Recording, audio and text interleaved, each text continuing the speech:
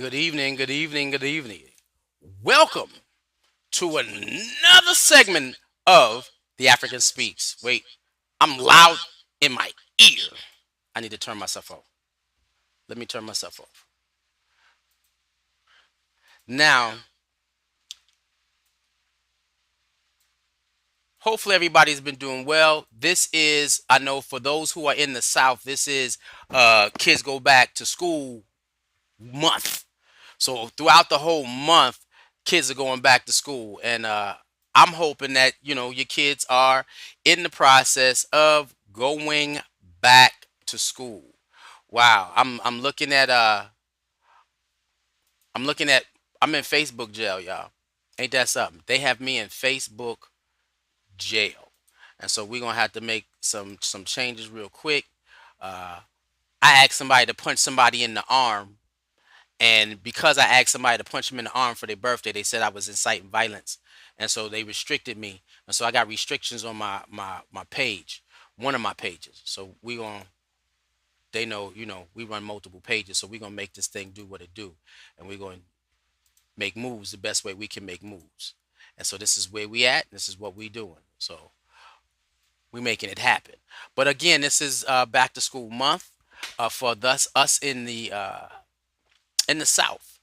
And so what I'm going to ask you is a question. Who did you send away to school? Yes. When you're dealing with the rise of the African, this is our social Pan-African movement where we are bringing black people together in all walks of life. We're developing the African within you. And I'm asking you, who did you send away to the institutions that we always know do not educate our youth at its best?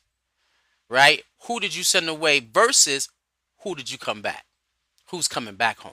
Did you have the conversation about who they are before they left the house? What you expect from them? What are you hoping for them?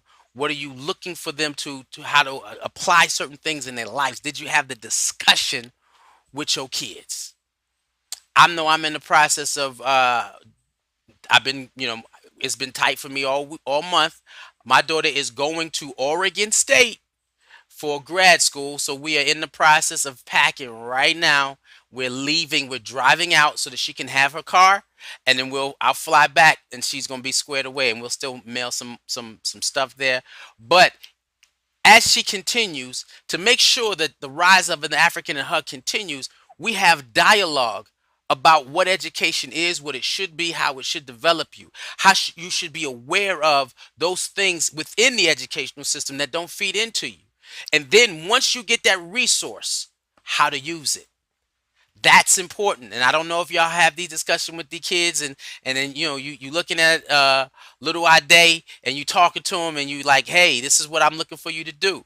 You're talking to little old Lou, and you telling him this is what you want to do. You speak to little Duewa, you know what I mean? Hey, this is what I need you to do. You speaking to Nzinga, you're going to tell her, hey, this is what I want you to do. Yes, I name names in my community. This is what we want you to do. So in this space, we want you to think about, what does education mean to your children? What does it mean to you and what it means to us? I know for us, in the class, I asked the kids, who did the education belong to? And they raised their hand and they had the political correct answer. They said, it belongs to me. And I said, well, not in the normal world, yes. But in a world where you know that God is your source, your education and everything that is about you belongs to God. And in that space, when it belongs to God, you give your best to your creator. The first education is an education under God first. And then after that, everything else pours in. But when you give a child an identity under God, you build the African in them so that they can see themselves as God sees them and as God called them, as God created them. They will be able to create magnificent, magnificent things. Now, today is the last conversation that we're going to have, or not the last conversation, but the last tribute that the African Speaks will give for Garvey Month, right? Even though it ends tomorrow, and so we're not doing a stream tomorrow. How I could, but I'm not. I did want to make sure that I say this. I'm dedicating tonight's stream to the memory of my man Adande. Yes, this brother back in 2000 when I was going to get my certifications for technology, and I created computer classes for the Western community to educate everybody in my church for free on the mouse certification, A plus certification, basic PC 101. Of course, you know, we won't even talk about who sabotaged that effort. But that was the goal. And when he saw my passion for technology, he actually came because he built the first tech center in the inner city of Atlanta. Period. Yes, that's back in man. I say late 80s. You know what I mean? 90s. PCs was big. You had fat screens that was took up the whole desk. He created the first computer center in the inner city of Atlanta. And he looked at me and he said, "This your turn now." He said, I did everything I can do within the community in trying to get them to understand and maintain and sustain technology. But it's your turn now. That's your job. Never knowing that this is would be something that I would embark on and actually take. I didn't know. But he spoke into my spirit and he transitioned. So I'll be calling on my ancestor to bless me with some wisdom from the other side. Right? And so now on to our regularly scheduled process. Welcome, welcome, welcome to the African Speaks. Of course, we're dealing with the Black Power potential. And I will ask you that if you're watching on YouTube, please hit the subscribe button and the notification bell. So anytime that we go live, you'll get the information. And if you're watching us on Facebook, we're going to have to rebuild this algorithm. Yes. So please hit like, comment, and share. Ain't that something? I asked a friend, say, hey, give him one of those. And I got in trouble. What? So let's get out of this and let's work on this algorithm and build this back. Trust me, in October, September and October, we're coming hard, and so it'll be there. But we've been talking about the Black Power potential. And Black Power potential is the possibility of our greatness. The possibility of the influence of who we are today on the world. The possibility. That's what potential is. It's something that hasn't happened yet, but it has the opportunity to. And so Black Power potential feeds into Marcus Garvey. And so tonight we're going to sit down as we deal with the Black Power potential and talk about what happens if we made a decision to exercise the true power that we have within. What would the world look like? And so the topic tonight is man up. And forgive the typo in the flyer, man up. What does it all mean? What does it all mean?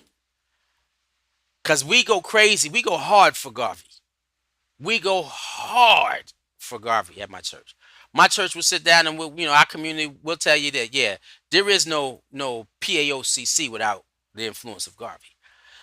We had a sermon by the brother of Indaba.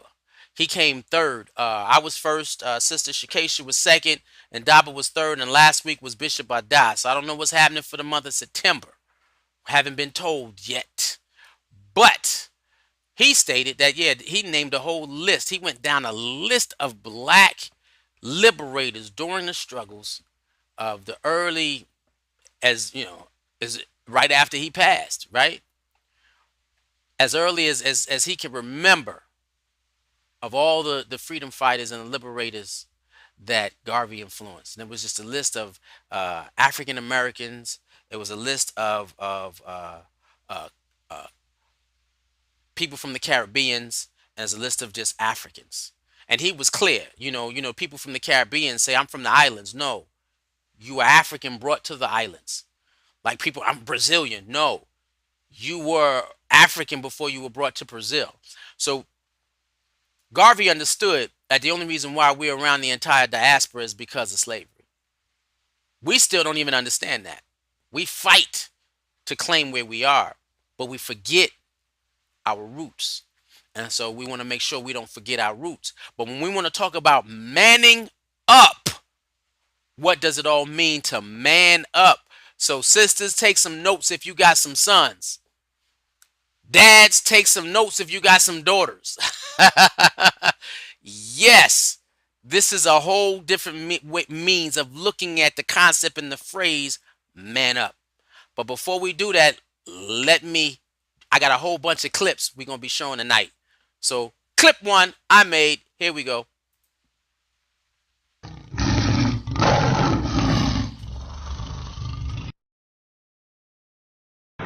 Any leadership that teaches you to depend upon another race is a leadership that will enslave you. Any leadership that teaches you to depend upon another race is a leadership that will enslave you. They gave leadership to our foreparents, and that leadership made them slaves.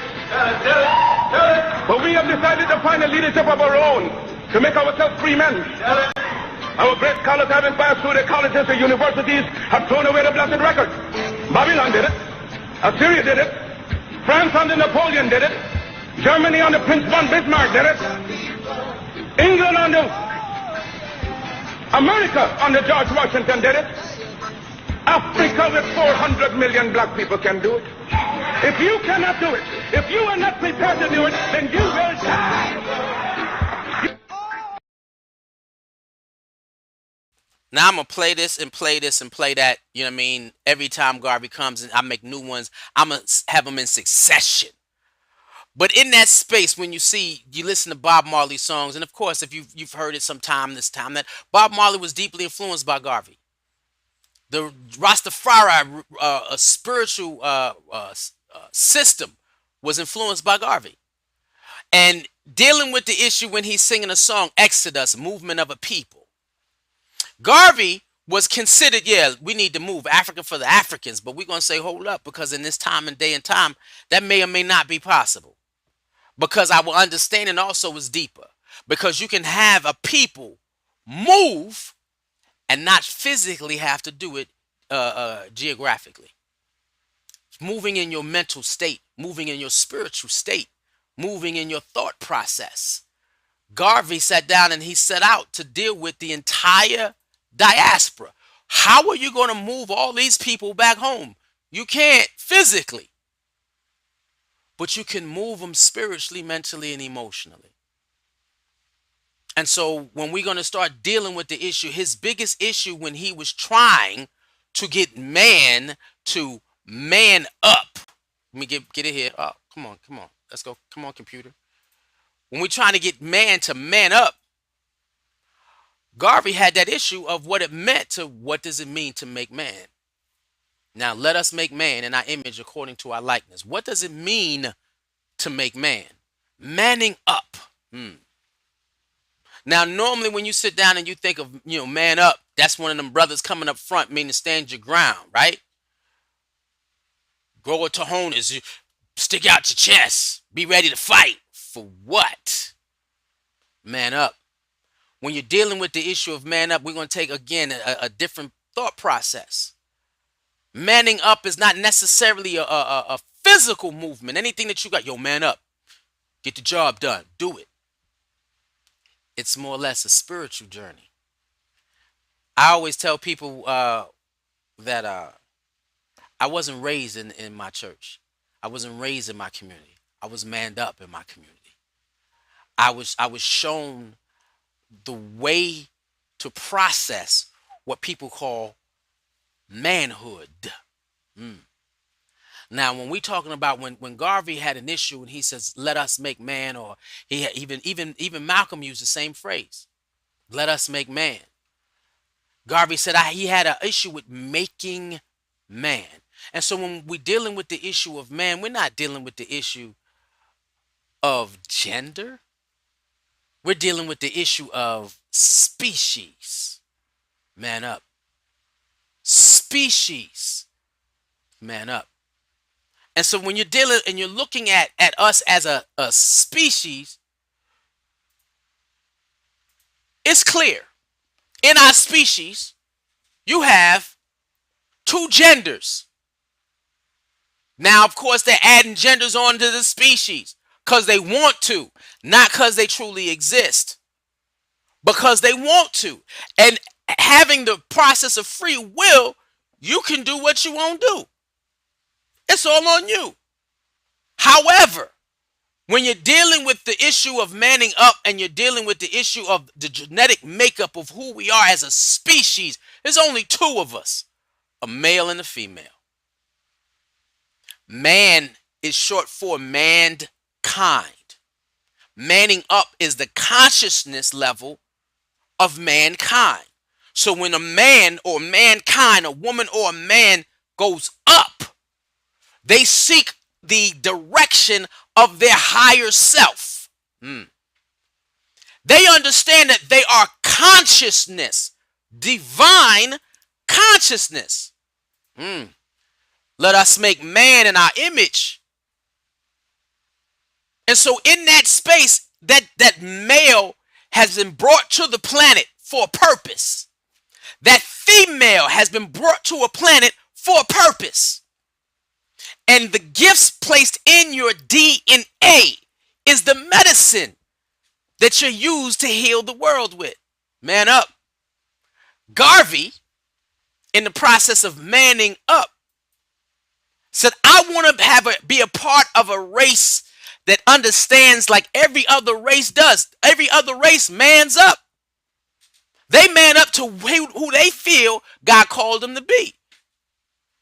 We are not manning up. Just because you paying bills don't mean you man up. Raise your kid, that ain't manning up. Right? That's not manning up. Manning up is how well, let's get it, how well you surrender. That's male and female. How well you surrender. He was making a movement and created the largest black organization trying to get them to man up. Surrender to something higher than yourself to achieve what you are divinely called to achieve. We all have a spiritual responsibility according to the gender in which we have been given. What?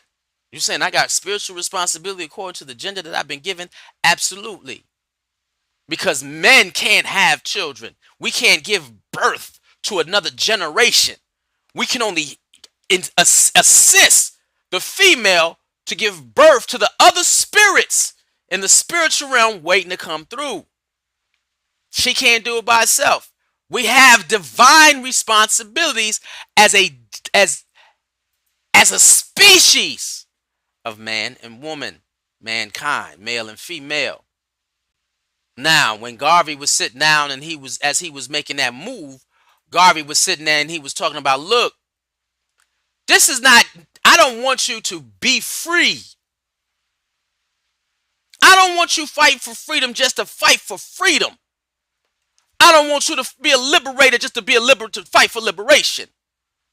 What I'm asking you to do is understand that this is a spiritual responsibility. To use the makeup of whoever you are within this species. In this species of mankind, I am an African man who has an American experience that surrenders to the Creator and give all of my efforts to make sure that the people that I'm a part of manifest their grand design to the Creator. What? That's manning up. So black woman, man up. Black man, man up. Females, man up. Males, man up. Just because you're a male doesn't make you a man.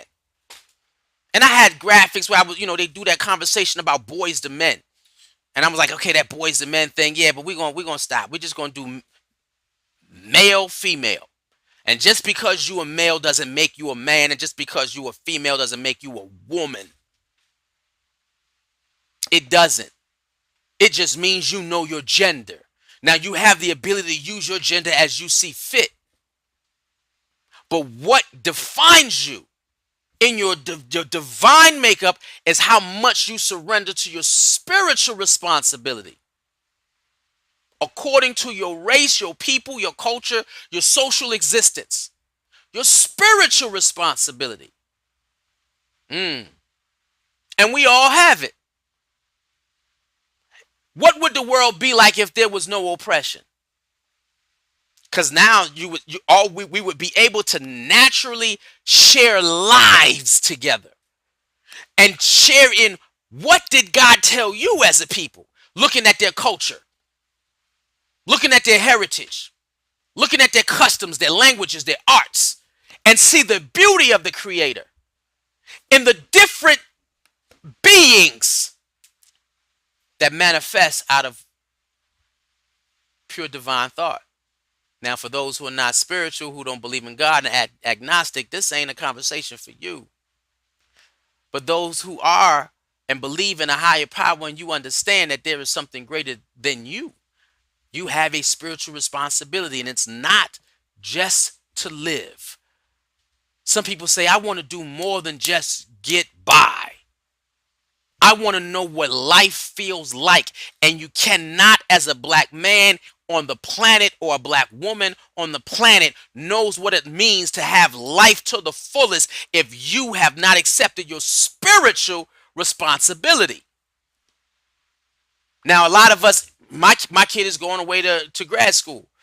Most of the people that I know whose kids are leaving home to college and grad school or whatever it is, they applaud being what I don't never say the word, but empty nesters. And from that point, you still cannot see their spiritual responsibility. What were you called here and placed here to achieve and do on behalf of the people God called you to? That's what this is about. When you talk about manning up, can your actions on the planet equal to every other species that calls themselves man? Woo. Think about it. This don't matter what religion or spiritual sect you're a part of. Because when you accept it as a spiritual responsibility, revolution is not something that you do when somebody is beat down by the cops. Revolution is not something that you do because you have social injustice, or your politics is being Trumpified. Revolution is not something you do as a response to something. Revolution is how you live until you live under a government that services your needs as a species. We fighting for civil rights, and I keep telling people, man, when are you going to slip into that human right thing? When are you going to sit down and argue that we deserve human rights the world over like every other species of being? That's exactly. Garvey never trashed white folks. Garvey never trashed Chinese folks. He never trashed anybody. He only trashed his own people because everybody else is doing what they see fit to do as man, as species. And when you realize that, you know what defines me as a man or a woman is my spiritual, my depth, the depth of my spiritual responsibility. Things change. It increases. It is not something, revolution is not something that you can kill. When it's a spiritual responsibility, it is a life journey. And he journeyed it his whole life until he couldn't journey no more. When I speak of and I dedicate the show to my friend Adande, I could hear the facilitator's voice when she yelled, he did good. Being able to accept a level of responsibility of bringing a people to the awareness of who they are in God, a revolution. Why? Because there is nothing about this educational system that we hear in the Americas gets us to understand that if we surrender to a higher power, we access our best selves. What?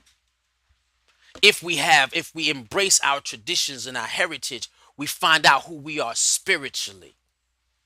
This man did it his entire life.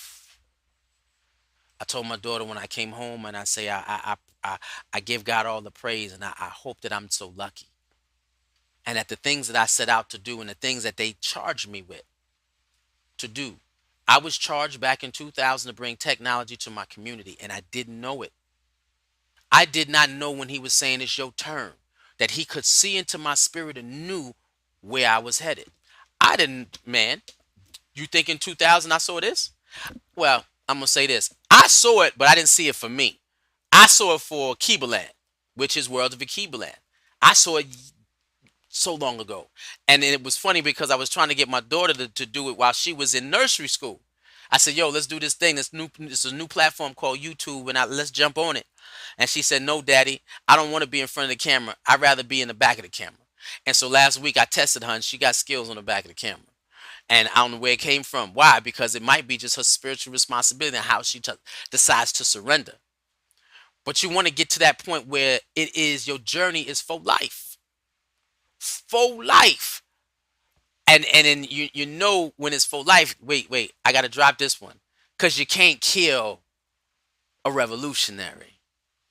You just can't kill a revolutionary.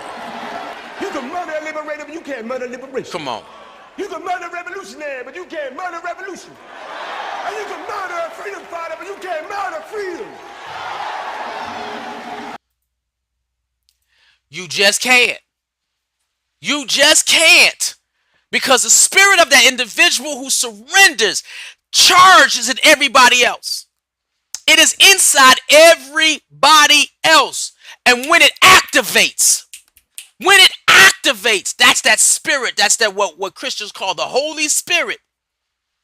When that inner divinity is activated to your mindset, and your mind, your body, and spirit becomes integrated, you walk on a whole different plane. Man up. That's what we talking about. We talking about manning up. What is your spiritual responsibility that God placed in you? At the moment of conception of your spiritual development, not your physical state. God said, I knew you before I formed you in the womb, meaning that it was a discussion you had with the Creator. You know when there are things that you're supposed to be doing, the dreams and the visions that you have. I had a conversation with somebody today, and she said she's around individuals that are messing up her focus, that third eye. That third eye that is entombed and it allows you to see. Said you need to get away from them people. And you need to call on your ancestors. You need to ask them, give me my vision back. Tap into my crown chakra. Let me feel connected. Let me know that I'm divine. Let me man up. Man up, black man. Because if you sitting there out here and you ain't taking care of your now, and let's get this. Let me switch this, because we talking about manning up. And I had a female tell me that her body is doing something that her spirit is doing something that her body wasn't built to do. Single mother, 2 kids, bringing it home, protecting the home. So she's building, bringing, and raising. She's doing everything. Now, if you biblically look at it, it is the man that is supposed to be set to raise the children. There is nowhere in the Bible where you can sit down and see it where men are not raising kids, where women are doing all the child rearing. That ain't even in the book. And you can't find it. Because when they talk about men raising your children, why? Because they're supposed, women will follow men and will come accord. If men are building, doing, and creating unto God, women have a natural tendency to follow. Period. And so it's the men. Why? Because you're teaching those men and preparing them to be the foundation of a community. Women will follow. What has happened over the generation, women have manned up, not in your gender, but in your spirit, where you surrender to God and said, I'm going to tote the responsibility of us being the people. Because it's built in her genetics. She can't shake it. If you heard the sermon that I did for Mother's Day, it is a part of her DNA. Even when she is not aware of her divinity, she still builds family. She still builds community. And she will think nation. She can't help it. Brothers, because we don't carry those 9 months, we are still functioning from that oppressive mindset where our kids don't belong to us, they belong to the system or somebody else. That spiritual responsibility of being a man has been lost. Being a woman now is in jeopardy because now women are thinking less of their children and more of their personal selves. You got to think, you can't let them run you down. You got to think about you. You got to live your life too. You were supposed to live your life before you had the kids. When you have children, your sacrifices are for the next generation. And if there are, and you can see it. I had someone sit down and I appreciate you, Shan, one love, who understood. She said, "Do you understand your bragging rights that you have? You raise children, but we can't find individuals who are actually who are a part of a youth group that can use their own children as examples." Man, I got quiet because she was right. And she said, "You understand your bragging rights?" I said, "Well, I'm not here to brag. I'm here to say that I accepted my mission to raise my kid according to her ability to surrender to God. That's manning up. Black women are not always bringing their children to that understanding now. They're asking their kids to slow down your life while I play catch up to mine. And then when it's your kids' time to grow, they're growing after they get out of school. Why? Because you focused on you. When we live in an economic foundation right now that if we educate our kids according to the scenario in which we live in, our kids will be millionaires before before they hit high school. Not you a millionaire, your kids. And if you raise your kids right, they'll take care of you. There are financial ways to do that. And if you do it with your child you start them at 4. Yeah, by the time they're 18, they'll never have to get a job from anybody. We're going to have to do a class, and I'm going to talk about that. From anybody. I found out kind of late, but I found out, and I shared it with who? My daughter. Why? Because I'm in the process of manning up. We had a conversation within the community that talked about being able to call your kids and talk about their level of manning up, their level of surrender to God, their level of committing to a people. And because once you give them that spiritual awareness, can't nothing kill you. But that's all right, because we said even before this happened, and we're going to say it after this, and after I'm locked up, and after everybody's locked up, that you can jail revolutionaries, but you can't jail a revolution. Right. You might run a liberator like Eric Cleave out the country, but you can't run liberation out the country. You might murder a freedom fighter like Bobby Hutton, but you can't murder freedom fighting. And if you do, you come up with answers that don't answer. Explanations that don't explain. You come up with conclusions that don't conclude. Again, destroying the spirit of a being creates a life that makes no sense. That's America. I love it. I'm not leaving. Not leaving, not yet, because of my spiritual responsibility. And when my spiritual responsibility is solid, I may make a decision to go overseas. Until then, I build here. Why? Because when you're talking about liberation, when you're talking about manning up and woman up, it is not about just surviving. It's about breaking the mold of black reality. It's about changing our social, political, and economical situation. A lot of people now dealing with black reality, they talk about black wealth. But you talk about black wealth without black power. It's hand in hand.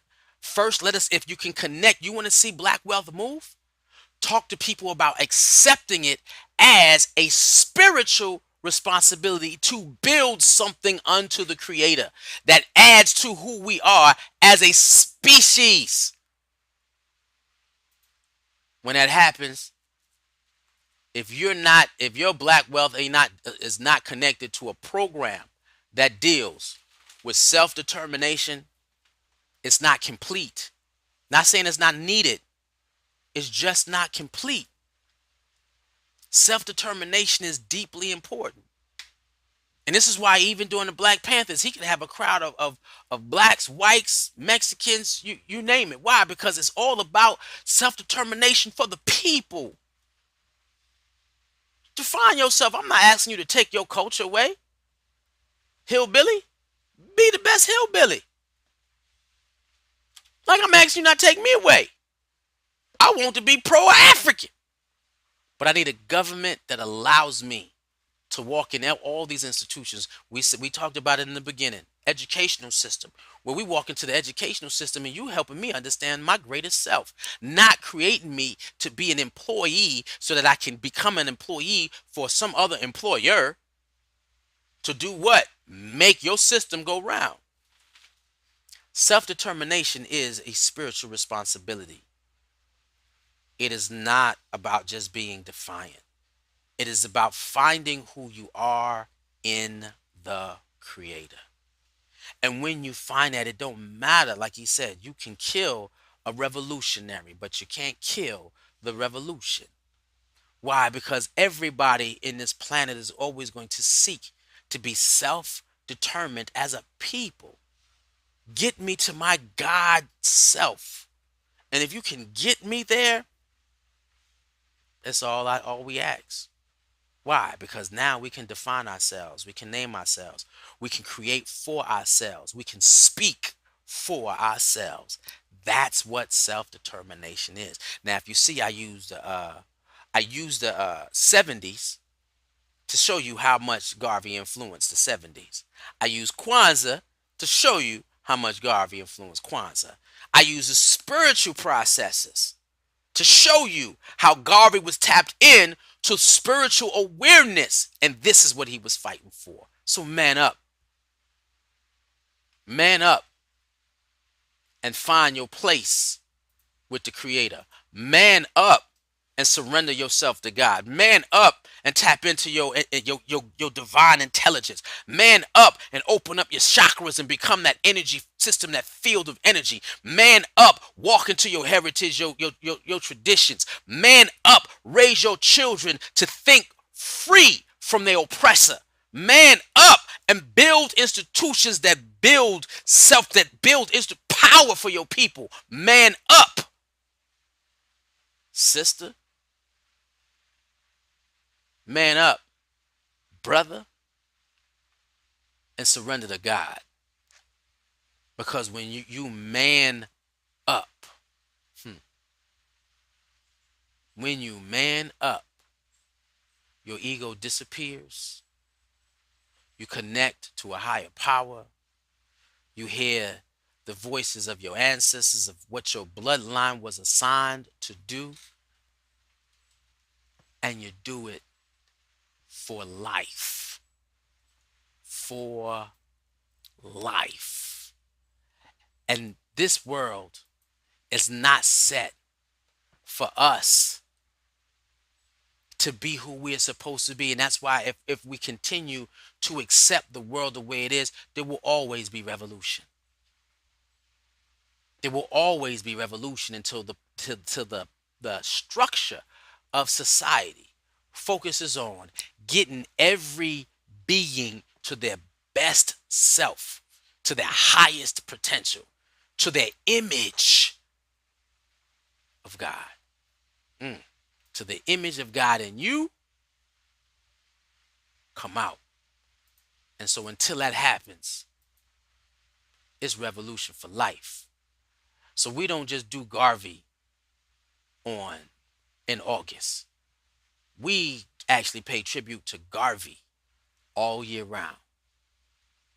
Pictures up and everything. We live the philosophy. We live for the red, black, and green. This is who we are for life. Until there is a generation